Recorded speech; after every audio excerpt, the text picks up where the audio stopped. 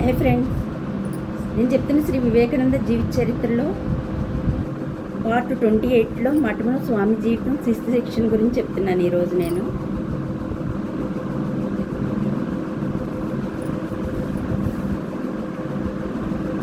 ఆసేతు హిమాచలం స్వామి తన సందేశాన్ని వ్యాప్తిగవించాడు.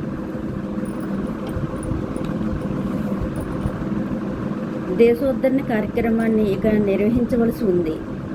అందుకు శిష్యులను సమర్థనం చేయటానికై స్వామి మఠానికి అర్థించాడు.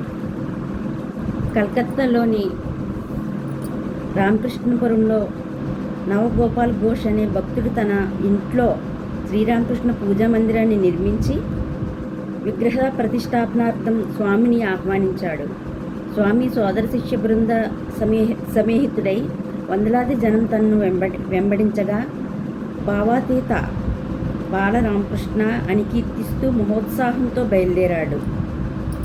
కాషాయ వస్త్రధారి అయి స్వయంగా మృదంగం వాయిస్తూ సామాన్య విరాగి మాదిరి వీధుల వెంట భజన చేస్తూ వెళుతున్న ఆ యతివరేణ్యుణ్ణి చూసి పాశ్చాత్య ప్రపంచంలో వేదాంత దుందుబిని మోగించిన జద్గురు వరేణ్యుడా ఇతడు అని జనం ఆశ్చర్యచకితులై భక్తి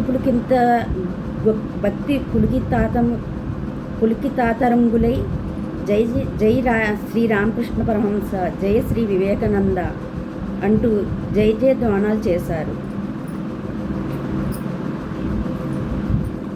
స్వామి నవగోపాల్ ఘోష్ ఇంటికి అరిదించి సమంత్రకంగా శ్రీరామకృష్ణ విగ్రహాన్ని మందిరంలో ప్రతిష్ఠిస్తూ జగత్ ప్రసిద్ధమైన ఈ క్రింది శ్లోకాన్ని రచించాడు. స్థాపకాయ చ ధర్మస్య సర్వధర్మ స్వరూపిణే అవతార వరిష్టాయ రామకృష్ణాయతే నమః. 1898వ సంవత్సరం ప్రారంభంలో గంగా తీరంలో బేలూరు గ్రామాన శాశ్వత శ్రీరామకృష్ణ మఠ నిర్మాణానికై స్వామి 15 ఎకరాల భూమిని ఒక భవనంతో పాటు కొనుగోలు చేశాడు. అందుకు ఎంతో ధనం పోయవలసి వచ్చింది. ఆ పైకుల్లో అధిక పాలు సమర్పించే మహాభాగ్యం స్వామి శిష్యురాలైన కుమారి ముల్లరుకు లభించింది. ఇంగ్లాండ్లో స్వామి ఉద్యమానికై ఎంతో ధన సహాయం చేసిన వనితామణి ఈమె. ఇలాగే అమెరికన్ మహిళామణి అయిన ఓల్బుల్ సతీ మఠంలో శ్రీరామకృష్ణ పూజా మందిరాన్ని నిర్మించడానికే కావలసిన ధనం సమర్పించి ధన్యురాలయ్యింది. మఠ నిర్మాణం అంతటికీ మొత్తం మీద ₹1,00,000 ఖర్చు అయింది. ఆ చిరకాలంలోనే శ్రీరామకృష్ణ జన్మదినోత్సవం వచ్చింది. స్వామి ఈ సమయంలో ఉపనయ సంస్కార విహీనులైన క్షత్రియులకు వైశ్యులకు మొత్తం 50 మందికి తన శిష్యుడైన శరత్చంద్ర చక్రవర్తి పౌరోహిత్యంలో ఉపనయనం చేయించాడు. కొన్ని రోజులయ్యాక మహాశివరాత్రి పర్వదినాన శిష్యులందరూ స్వామిని సాక్షాత్తు పరమశివుడి మాదిరి జటాజూట రుద్రాక్ష మాలికాదులతో అలంకరించారు. ఏం శివస్వరూప సాక్షాత్కారం! స్వామి జగన్మోహ కంఠంతో రామనామాన్ని గానం చేయగా భక్త బృందం తన్మయం పొందింది.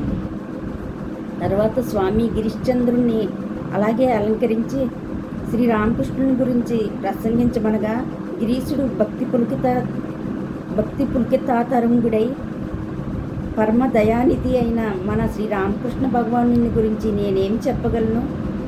బాల్యం నుంచి కామకాంచన వినిర్ముక్తులైన మీ సాన్నిధ్యాన్ని అధమాధముడినైన నాకు లభింపచేసిన ఆ కరుణాపయోనిధిని నిర్వేహతుక కటాక్షాన్ని నేను వర్ణించలేను అంటూ గాద్గతిక స్వరంలో పలికి మౌనం వహించాడు.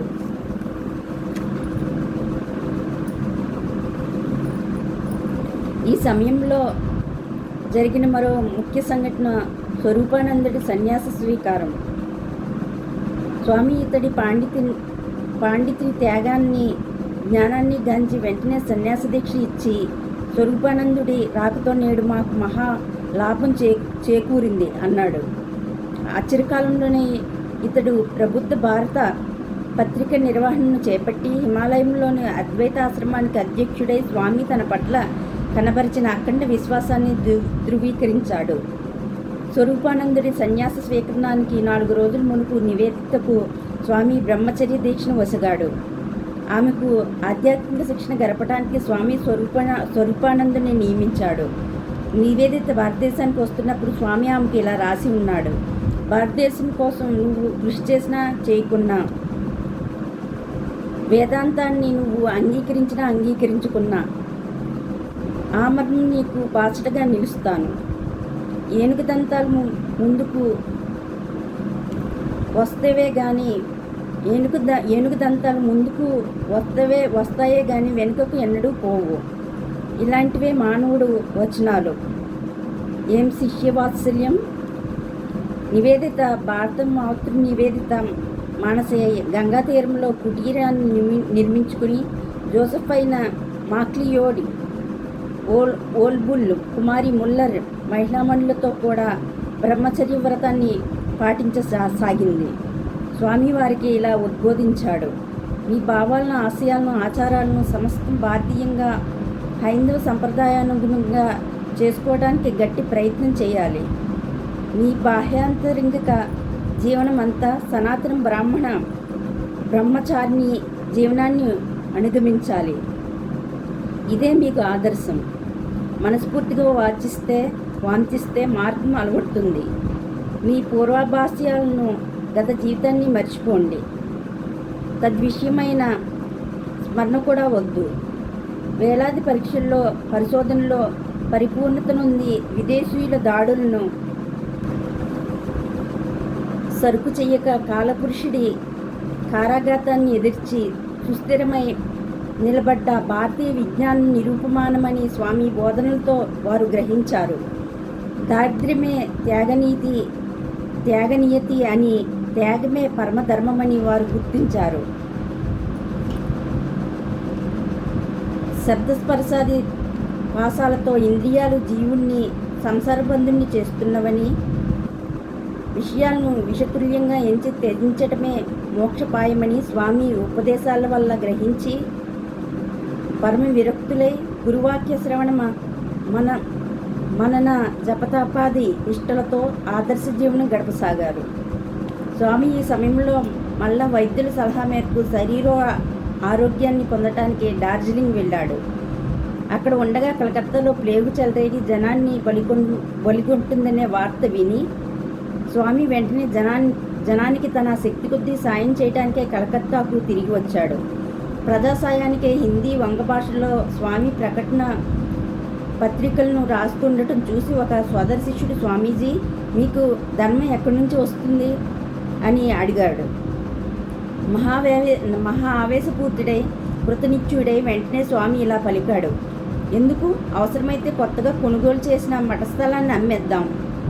మనం సన్యాసం కదా, వెనుకటి మాదిరే చెట్ల కింద నివసిస్తూ బిచ్చమెత్తుకుని బతకటానికి తయారై ఉండాలి. మన కళ్ళు ముందు బాధపడుతున్న జనం దుస్థితిని పోగొట్టగలిగితే మఠాదుల్ని అమ్మివేసినా ఏమిటి? స్వామి లోకసేవ పరాయణత ఎలాంటిదో చూడండి. అదృష్టవశాత్తు మఠస్థలాన్ని అమ్మేయవలసిన అగత్యం రాలేదు.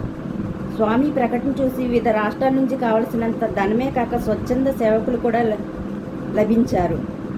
ఇలా మహోత్కృష్ట వేదాంత మత ధర్మాలను ప్రత్యక్షంగా ఆచరించి చూపిన స్వామి అనుష్ఠాన వేదాంతి అని లోకానికంతకు ప్రకటితమైంది. తన మహోదార సేవల చేత స్వామి జనానికి అఖండ ప్రేమపాత్రుడై అలరారాడు. కలకత్తా నగరంలో వ్యాపించిన ప్లేగు వ్యాధి సమసిపోయాక స్వామి కొందరు శిష్యులతో నైనిటాక్ మీదుగా అల్మోరాకు వెళ్ళాడు. నైనిటాల్లో ఒక మహమ్మదీయుడు స్వామిని దర్శించి అతడు దివ్యమూర్తిని, అద్భుత శక్తులను చూసి ఆశ్చర్యపోయి ఇలా పలికాడు: స్వామీజీ, జనం మిమ్మల్ని అవతార పురుషుడని ప్రకటించే పక్షంలో అలాంటి వారిలో మహమ్మదీయుడైనా నేనే ప్రథముణ్ణి సుమా. స్వామిని ఇతడు తన గురువుగా స్వీకరించి మహమ్మదానందుడని పేరు పెట్టుకున్నాడు. నైనిటాల్ పురజనులకు స్వామి అనేక ప్రసంగాలు ఇచ్చాడు. ప్రాచ్యులతో పోల్చి చూస్తే పాశ్చాత్య జనసామాన్యానికి మత విషయక జ్ఞానం బండి సున్నా అని తెలుపుతూ స్వామి ఈ క్రింది విచిత్ర వృత్తాంతాన్ని వెల్లడించాడు. ఒకప్పుడు క్రైస్తవ మతాచార్యుడు ఒకడు గనుల్లో పనిచేసే కూలీల వద్దకెళ్ళి బైబిల్లోని గొప్ప విషయాల గురించి వారికి బోధించడం పూర్తి కాగానే వారెంతవరకు గ్రహించారో తెలుసుకోగోరి క్రీస్తు ఎవరో మీకు ఇప్పుడు తెలిసిందా అని అడిగాడు. కూలీల్లో ఒకడు వెంటనే అతడు నెంబర్ ఏమిటి అని ఎదురు ప్రశ్న వేశాడు. అక్కడ పనిచేసే కూలీలకు నెంబర్లు ఉంటాయి. పాపం ఆ కూలీవాడు క్రీస్తు కూడా ఒక నెంబరున్న కూలీవాడని తలచి నెంబరు తెలిస్తే జట్టులోంచి కనుగొందామని అలా అడిగాడు. ఇలా అంటూ స్వామి నవ్వి మళ్ళా ఇలా అన్నాడు, పాశ్చాత్యులకు మత విషయక పరిజ్ఞానం శూన్యం. అక్కడ జనసామాన్యానికి మత విషయాలు తలకెక్కవు. భారతీయుల్లో ఎవరైనా లండన్కు కానీ న్యూయార్కుకు కానీ వెళ్ళి అక్కడి జనసామాన్య అవినీతిని పరికిస్తే శరీరం కంపమెత్తుతుంది. ప్రాచ్యుల్లో అధమాధముడికైన లండన్లోని పట్టపగట్టి హైడ్ పార్క్ దృశ్యాలను చూస్తే శరీరం జలధరిస్తుంది. పశ్చిమ ఖండవాసుల్లో సామాన్య జనం మత విషయక జ్ఞానవిహీనులు, అవినీతి పరులే కాక వట్టి పశుప్రాయులు. ఒకరోజు నేను లండన్ నగర వీధిలో నడుస్తుంటే నా కాషాయ వస్త్రాన్ని చూసి ఒక బొగ్గు బండిని తోలేవాడు ఒక బొగ్గురాయిని నా మీద విసిరాడు. అదృష్టవశాత్తు గురి తప్పి అది నా చెవి పక్క నుంచి దూసుకుపోయింది. మతాచారాలను ధర్మాలను అలా ఉంచి వస్త్రాధరణంలో తమ నుంచి కాస్త వ్యత్యాసంగా ఉంటే రాళ్ళు రువ్వటమా ఏం దౌర్జన్యం. స్వామి విద్యార్థి దశలో తనకు పరిచితుడైన యోగ సత్చంద్రదత్తును నైనిటాల్లోని యోగ సత్చంద్రదత్తును నైనిటాల్లో కలుసుకున్నాడు. అతడు పట్టభద్రులైన భారతీయ విద్యార్థులను ఇంగ్లాండ్కు సివిల్ సర్వీస్ పరీక్షలకు పంపడానికి ధనం పోగు చేయాలని, అది దేశోన్నతికి ఆవశ్యకమని అన్నాడు. స్వామి ఇలా పలికాడు, అది ఒట్టిది. వారా దేశ క్షేమానికి పాటుపడేవారు. పశ్చిమ ఖండానికి వెళ్ళి స్వదేశ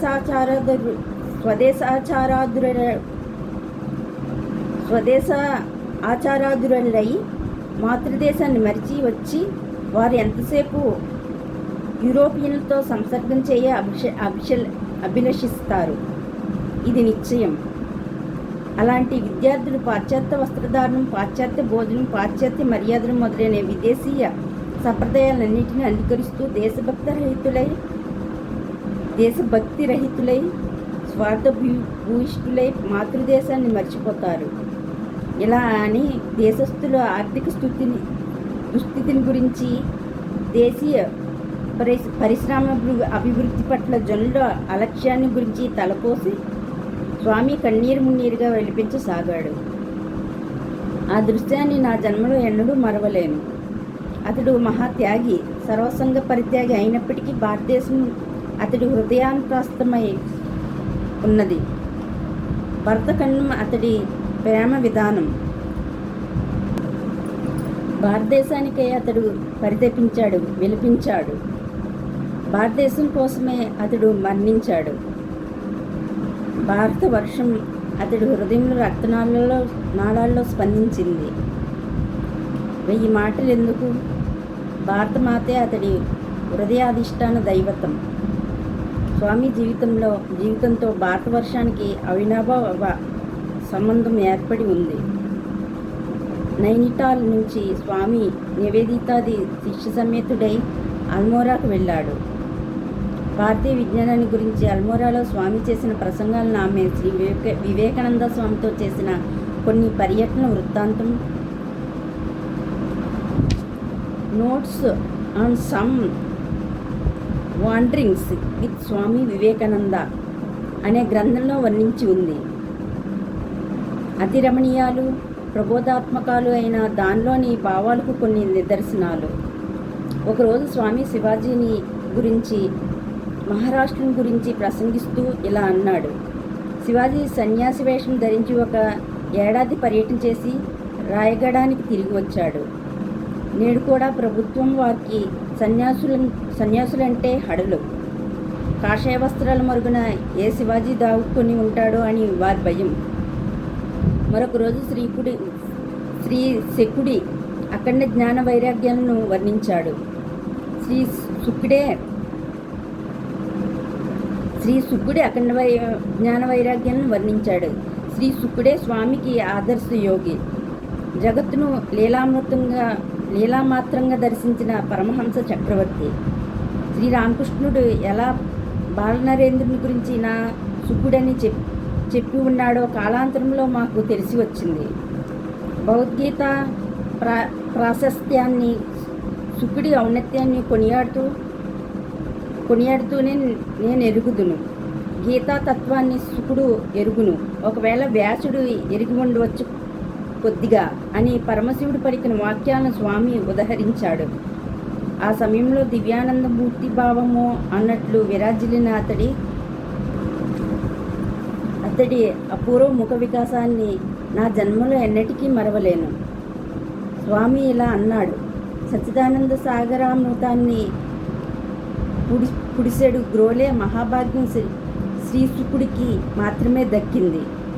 ఋషుల్లో అనేకులు తత్సాగర ఘోషను మాత్రం విని మరణిస్తారు. కొద్దిమందికి దర్శనము, ఏ అల్పసంఖ్యాకులకో రుచి లభిస్తుంది. కానీ శ్రీశుకుడు అమృతపానం చేసిన ఋషివరేణ్యుడు. బుద్ధుడు గురించి స్వామి ప్రసంగించిన సమయం మహోత్తమ సమయం. రసమోత్సత్తు స్వామి పలికిన ఒక మాటను పట్టుకుని బౌద్ధుల మాదిరే స్వామి వేదనిందకుడని కలిసి శ్రోతల్లో ఒకరు, స్వామి మీరు బౌద్ధుల్ని నేను ఇంతవరకు ఎరగను అన్నారు. బౌద్ధ శబ్దాన్ని వినగానే ప్రఫుల్ల వదనారవిందుడై స్వామి ఆ వ్యక్తిని చూసి ఇలా అన్నాడు: తల్లి, బుద్ధుడి దాసానుదాసుణ్ణి నేను. నిస్వార్థ కర్మపారాయణుడు, సమస్త సృష్టి జాతాన్ని తనని వినిర్మల ప్రేమహస్తాలతో ఆలింగనం చేసుకున్న కరుణామూర్తి అయిన ఆ ప్రభువరేణ్యుడికి సాటి రాదగిన వారెవరు?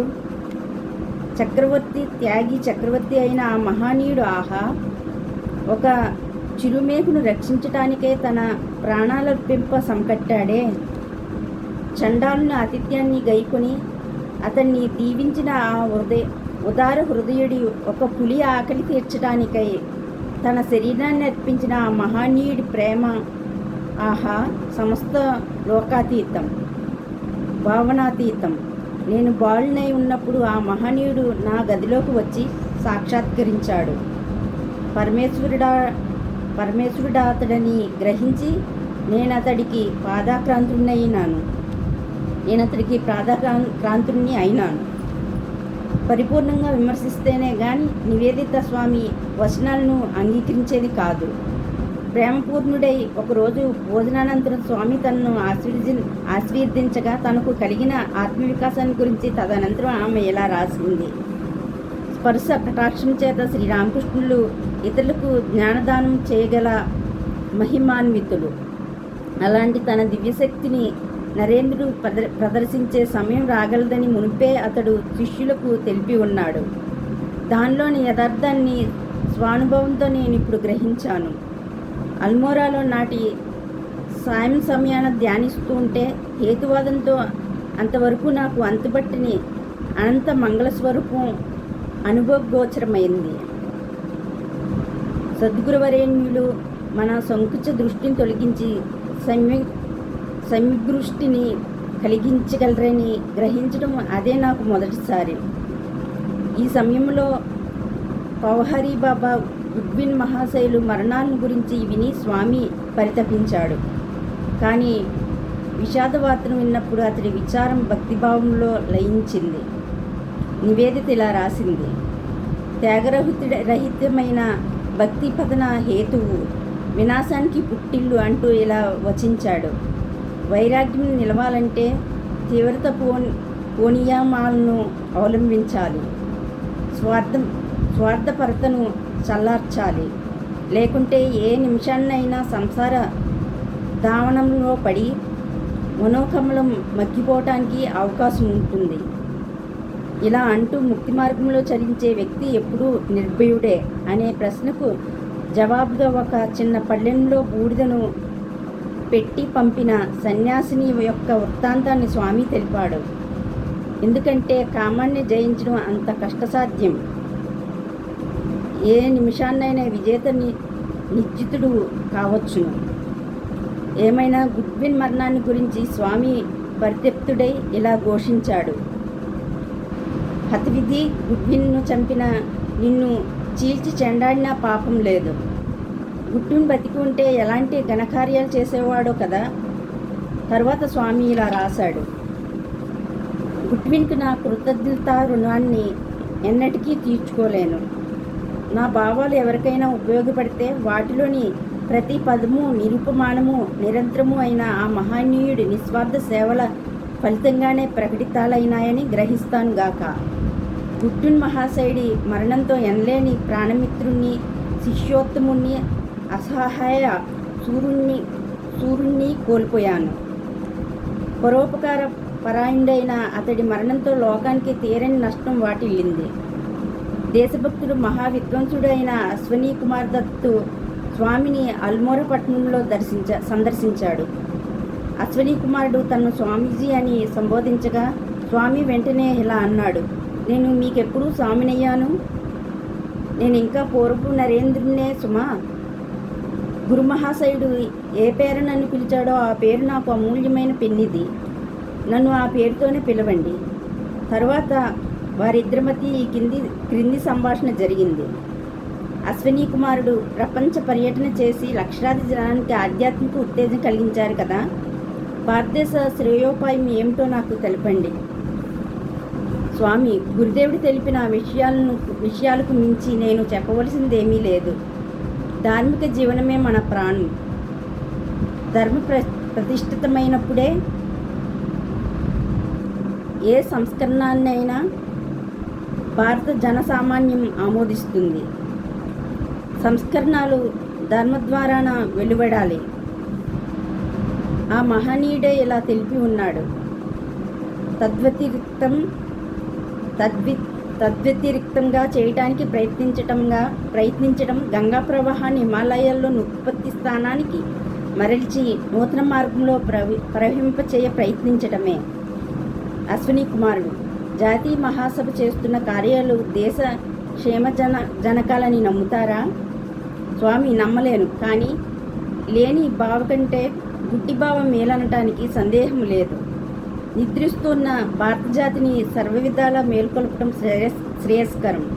జనసామాన్యాన్ని ఉద్ధరించడానికి కాంగ్రెస్ ఏం చేస్తుందో చెప్పండి. ఏవో కొన్ని తీర్మానాలను చేయడంతోనే స్వాతంత్రం హస్తగతమవుతుందనుకుంటున్నారా? నేను అలా నమ్మను. మొట్టమొదట జనసామాన్యాన్ని సజీవం చేయాలి. హృద్బాధ నివారణమైన పక్షంలో స్వాతంత్ర్యాన్ని జన్మే అర్జించుకుంటారు. వారి కోసం ఏమైనా కృషి చేస్తే కాంగ్రెస్తో నేను ఏకీభవిస్తాను. ఆంగ్లేయుల సుగుణాలను అవలరుచుకోవటము మనకు ఆవశ్యకమే. అశ్విని కుమారుడు: మతం లేక ధర్మం కంటే ఏదైనా ప్రత్యేక సంప్రదాయమన మీ అభిప్రాయం? స్వామి: ప్రత్యేక సాంప్రదాయాన్న గురుదేవుడు బోధించింది. అయినా అతడు వేదాంతాన్ని గురించి సర్వధర్మ సమన్వయ మతమని సర్వతోముఖ ధర్మమని చెప్పి ఉన్నాడు. అందుచేత నేను వేదాంత మతాన్నే బోధిస్తాను. కానీ నా మతసారం బలం, శరీరం, మానసిక ఆధ్యాత్మిక బలం.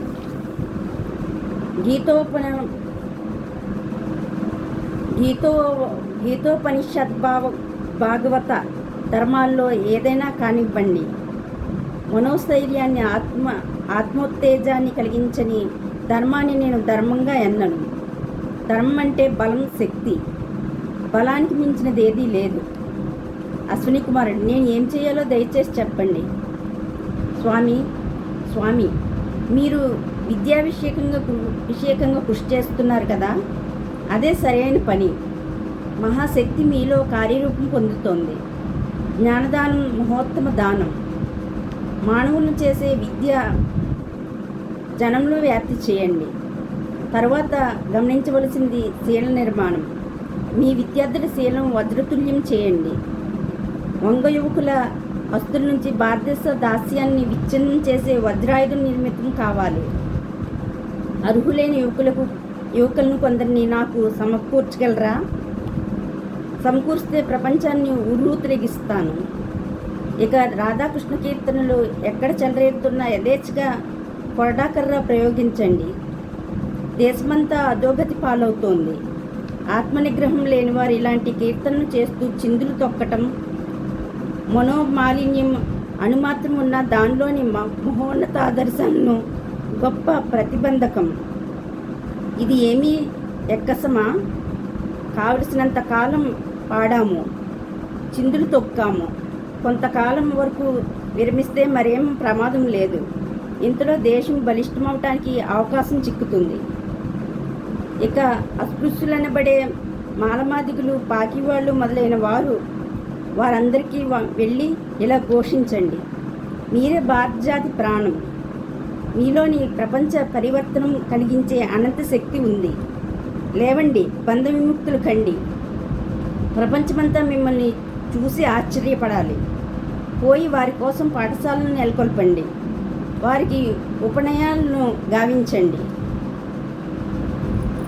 అశ్విని కుమారుడు వెళ్ళటానికి ముందు స్వామిని ఇలా అడిగాడు, మద్రాసు బ్రాహ్మణులు మిమ్మల్ని వేదాధికారం లేని శూద్రుడని పలకగా, నేను శూద్రుడని అయితే మద్రాసు బ్రాహ్మణులారా, మీరు చండాలురుల్లో కల్లా చండాలురు అన్నారట నిజమా? స్వామి, నిజమే. అశ్విని కుమారుడు, ఆచార్యులు ఆత్మనిగ్రహ సంపన్నులైన మీ వంటి వారు అలా మారు నిందించడం ధర్మమా? స్వామి, ధర్మమని ఎవరంటారు? నాది న్యాయమని నేను ఎప్పుడూ అనలేదు. వారి అధిక ప్రసంగంతో నాకు ఒళ్ళు మండి నోటి నుంచి ఆ మాటలు జారాయి. ఏం చెయ్యటం? కానీ వాటిని సమర్థించేవాణ్ణి కాను. ఈ మాటలు విని అశ్విని కుమారుడు స్వామిని ఆలింగనం చేసుకుని ఇలా పలికాడు, నేడు మీ పట్ల నా గౌరవభావం సహస్ర గుణాధికమైంది. మీ ప్రపంచ విజేతలు అవ్వటానికి, గురుదేవుడికి అత్యంత ప్రేమపాత్రులు అవ్వటానికి కారణం నేను ఇప్పుడు తెలుసుకున్నాను. ఓకే ఫ్రెండ్స్, శ్రీ వివేకానంద జీవిత చరిత్రలో పార్ట్ 28 ఈ రోజుతో అయింది. నెక్స్ట్ పార్ట్ 29లో కాశ్మీర్ అమర్నాథ్ క్షీరభావనలో స్వామి దివ్యానుభవాల గురించి చెప్తాను. ఓకే ఫ్రెండ్స్, నేను చెప్తున్న శ్రీ వివేకానంద జీవిత చరిత్ర మీకు నచ్చినట్టయితే సబ్స్క్రైబ్ చేసుకోండి నా ఛానల్ని. నా ఛానల్ పేరు వెంకట తాడి. లైక్ చేయండి, షేర్ చేయండి. నేను చెప్తున్న శ్రీ వివేకానంద జీవిత చరిత్రలో ఏమైనా మిస్టేక్స్ ఏమైనా ఉంటే దయచేసి నన్ను క్షమించండి. Okay friends, thank you, bye.